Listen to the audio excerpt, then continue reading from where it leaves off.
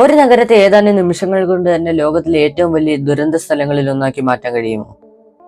1945 August 6, രണ്ടാം ലോക മഹായുദ്ധത്തിന്റെ അവസാന കാലഘട്ടം. ജപ്പാനിലെ ഹിരോഷിമ നഗരത്തിന് മുകളിലൂടെ അമേരിക്കയുടെ B-29 ബോംബർ വിമാനം പറന്നെത്തുന്നു. അതിൽ നിന്നിറങ്ങിയത് ലോകയുദ്ധത്തിൽ ആദ്യമായി ഉപയോഗിച്ച ആണവ ബോംബായിരുന്നു. അതിന്റെ പേര് ലിറ്റിൽ ബോയ് എന്നായിരുന്നു.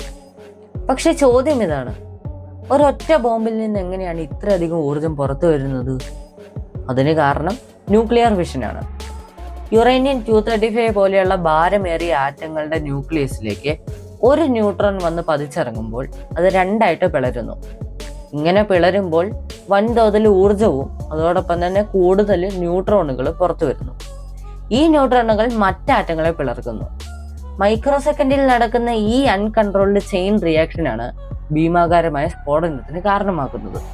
പക്ഷേ ദുരന്തം അവിടെയും തീരുന്നില്ല. 3 ദിവസങ്ങൾക്ക് ശേഷം 1945 ഓഗസ്റ്റ് 9 അടുത്ത ലക്ഷ്യമായ നാഗസാക്കിയിൽ ഫാറ്റ്മാൻ എന്ന പ്ലൂട്ടോണിയം ബേസ്ഡ് ബോംബ് വർഷിക്കപ്പെടുന്നു. 2 നഗരങ്ങളും നിമിഷങ്ങൾ കൊണ്ട് തന്നെ ചാരമായി. എന്നാൽ മരണങ്ങൾക്കപ്പുറം റേഡിയേഷൻ വരും തലമുറയെ രോഗികളുമാക്കി. ആ വർഷം തന്നെ ഓഗസ്റ്റ് 15 ജപ്പാൻ കീഴടങ്ങുകയും ചെയ്തു. ഹിരോഷിമയും നാഗസാക്കിയും നമ്മളെ പഠിപ്പിക്കുന്ന ഒരു വലിയ പാഠമുണ്ട്. ശാസ്ത്രം ഒരു ശക്തിയാണ്. ആ ശക്തിക്ക് മനുഷ്യനെ ഉയർത്താനും കഴിയും, നശിപ്പിക്കാനും കഴിയും.